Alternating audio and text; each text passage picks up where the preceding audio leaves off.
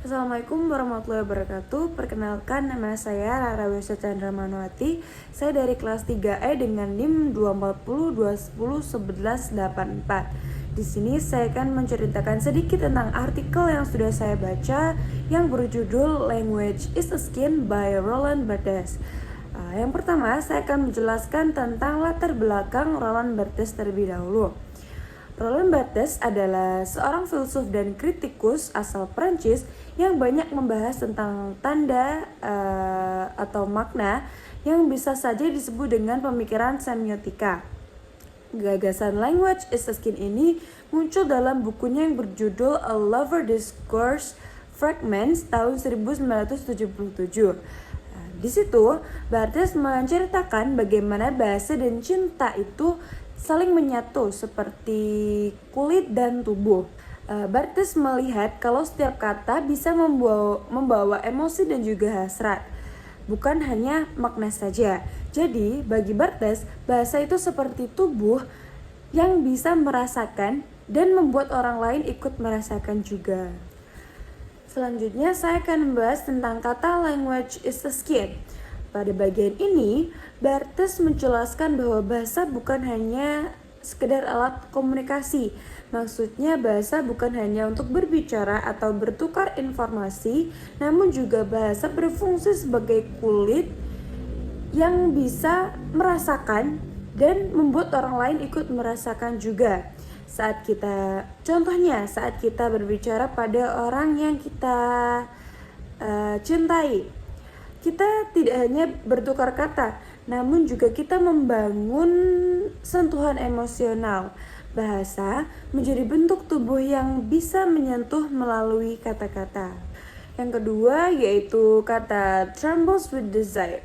Ungkapan trembles with desire menggambarkan bagaimana bahasa dan teks bergetar karena adanya hasrat di dalamnya. Bagi Barthes, kesenangan membaca atau berbicara tidak datang dari struktur ataupun aturan bahasanya, namun dari getaran antara pembaca dan teks yang dibaca. Bahasa membuat kita terlibat secara emosional, seolah-olah ada gairah yang hidup di antara kata-kata yang kita baca atau yang kita ucapkan. Selanjutnya yang ketiga yaitu All Philosophy About Love. Menurut Barthes, semua filsafat cinta itu adalah refleksi subjektif, bukan teori abstrak atau bukan teori yang rumit. Namun refleksi dari cinta itu semacam percakapan batin. Tentang cinta itu sendiri, tidak bisa dijelaskan sepenuhnya tentang kehilangan dan tentang keinginan. Jadi filsafat cinta itu lebih mengarah pada perasaan dan pengalaman hidup. Selanjutnya yang keempat yaitu My Language Rubs Again. Nah, di sini Barthes memakai metafora yang agak unik, yaitu My language rubs again atau yang artinya bahasaku bergesekan. Maksudnya, bahasa bisa menjadi media yang penuh sentuhan. Kalau kita pikir lagi, kata-kata yang kita ucapin itu bisa membuat kita merasa dekat dengan orang lain. Nah, jadi bahasa itu seperti kulit yang mempertemukan dua orang lewat kata-kata, bukan hanya untuk mengobrol, namun juga untuk saling menyentuh secara emosional. Nah, yang terakhir yaitu kata every love is a madness. Nah, bagian ini berbicara tentang cinta yang selalu ada unsur kegilaannya. Barthes menyampaikan kalau kita sudah jatuh cinta, seringkali kita nggak bisa rasional. Maksudnya cinta itu bikin kita ingin memiliki, ingin dekat, bahkan kadang sampai kehilangan kontrol diri kita sendiri. Bagi Barthes, cinta tidak bisa dipisahkan dari kegilaan karena keduanya saling melengkapi dalam pengalaman manusia yang penuh dengan emosi.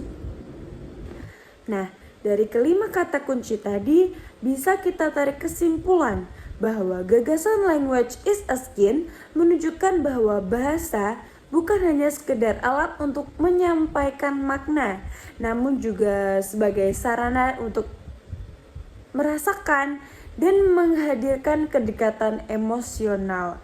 Bahasa menjadi seperti kulit yang dapat menyentuh, mengguncang, dan menyalurkan hasrat antar individu.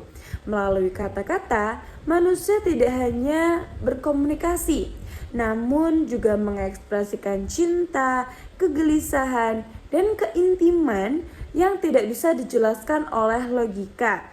Dengan demikian, bahasa dipahami sebagai tubuh yang hidup atau suatu bentuk pengalaman afektif di mana cinta, hasrat, dan juga kata berpadu menjadi satu kesatuan yang utuh dalam interaksi manusia. Nah, segitu saja yang dapat saya sampaikan dalam artikel Language is a Skin tadi. Bila ada yang salah, mohon maaf sebesar-besarnya. Wassalamualaikum warahmatullahi wabarakatuh.